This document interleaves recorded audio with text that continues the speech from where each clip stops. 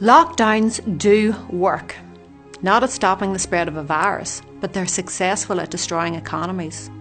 This virus is statistically as devastating to the population as a bad flu. So why have the governments implemented and held such a disproportionate response, destroying their economies and pretending that it doesn't matter? It's because COVID is the scapegoat and an excuse or an opportunity to bring about their Great Reset. QE started in 2008, following the banking crisis caused by misuse of the lending markets, and the economy has been on life support ever since.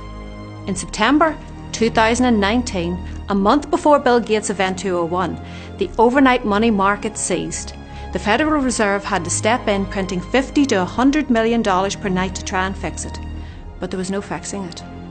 Since COVID, they have expanded the money supply by between 20 to 25% under the guise of COVID relief, rather than what is another banking crisis. History tells us this money printing ends with the collapse of the currency and the economy it is attached to. Since 1971, when the dollar as the reserve currency came off the gold standard, all currencies have been fiat. They are backed by nothing and dependent on faith. Only 3% of the money supply is physical notes and coins. The other 97% is debt-based. Debt brings money into existence. You borrow $100,000 and the banks are allowed to create that money from the ether and loan it to you with interest. In the reverse case, it's important that you know that when you deposit money into a bank, it no longer belongs to you. The banks can legally invest 90% of it and they provide you with interest for this. In 2008 we saw bank bailouts, but as of 2014, Ireland and the UK have agreed to bank bail-ins instead, meaning they can legally take your money in a crisis. This is what happened in Cyprus in 2013. The government claims to guarantee a certain amount of deposits, but only hold less than 0.5%, so good luck getting your money back. So the credit markets are under stress. What is the best pressure release valve for the credit markets? To hold back a collapse. It's a weaker economy. This could be part of the reason the economy was shut down. The difficulty they now face in opening back up is when you combine an increase in money supply with an increase in velocity, you're inviting inflation.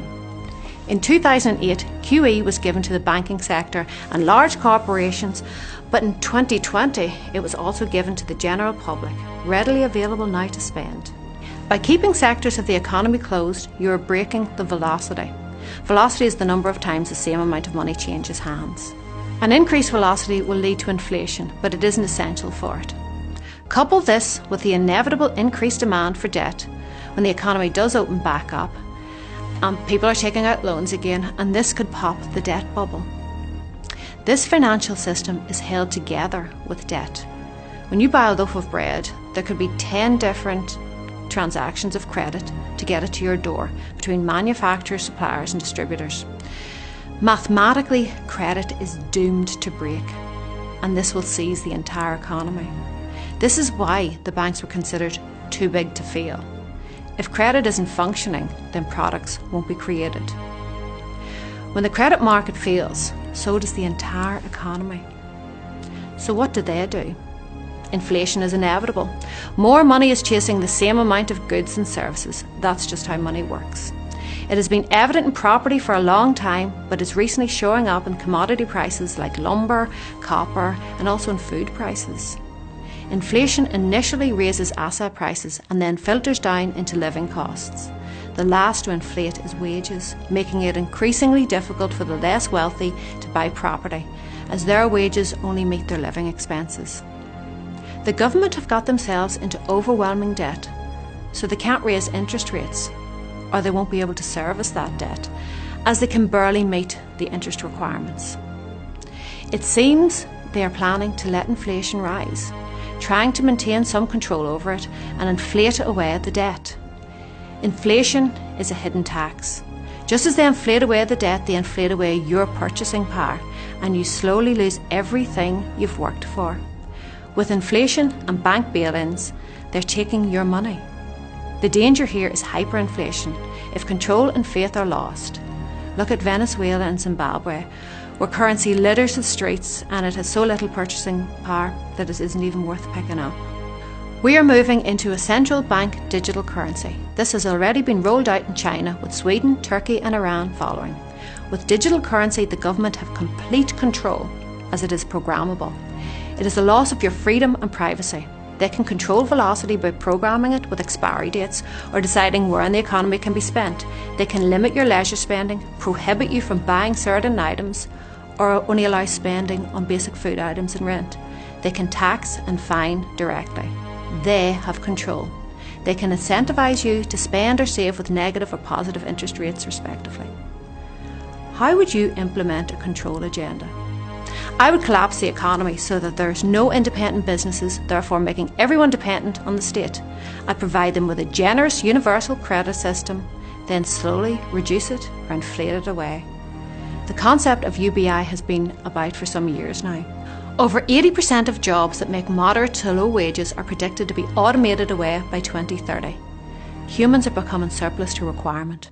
In the fourth industrial revolution, according to the World Economic Forum, our bodies will be so high-tech we won't be able to distinguish between what's natural and what's artificial. A future of superhumans. It's frightening.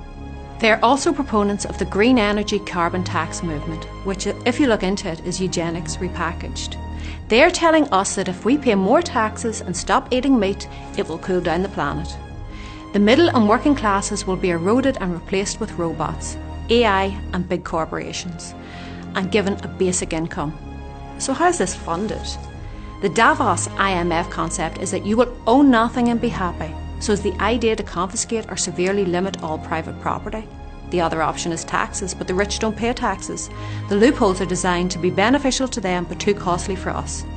While a universal basic income is proposed, the more effective solution to stop the wealth divide would be a universal maximum income with a wealth cap. Let them have 20 million, that's a lot of money, they can buy all the houses and yachts that they want. But it would limit their amount of control and influence. This is the biggest heist of wealth transfer in history. The media does not inform you. Its purpose is to distract and advertise to you. The economy has collapsed under the weight of debt-fueled greed, and the media are silent. Billionaires have increased their wealth by 28% during the crisis, gained at the expense of small businesses. The stock market is fake, and it is a rigged game, fueled by money printing and doomed to crash. The old world is not coming back. A group of billionaires are deciding how the rest of the world should live, and they have the ear of the government that claims to represent you. When you hear Johnston, Trudeau and Biden say build back better, that is a Davos concept, a collection of non-elected private billionaire influencers. If we submit to a digital currency, we lose control and privacy. This is what you really need to wake up to. Furlough is psychological prepping for UBI. You're not being paid to stay at home, you're being paid not to revolt. If you know that pounds, dollars, etc. are losing purchasing power, why would you keep them? This is why people are moving to hold assets such as silver, gold, land and property instead, and transferring currency to crypto to outrun the inflation that is already becoming evident. There's also a ridiculous increase in shipping costs. COVID impacted the supply chain. China stockpiled containers and the system broke. This led to a problem with stock on shelves. When it is fully operational again, the additional costs will be passed on to the consumer. It would be wise to buy supplies to combat any shortages while the system resets. Better looking at them than looking for them. Hold gold, silver, crypto to maintain a degree of autonomy from the upcoming digital system. I am not a financial advisor. I would advise you to do your own research and find what works for you. The problem is our fiat currency is failing. Thousands have preceded it and they've all failed due to debasement of the currency. We have to be aware of this so we can prepare and work to fight against the oncoming erosion of our freedom and of our privacy.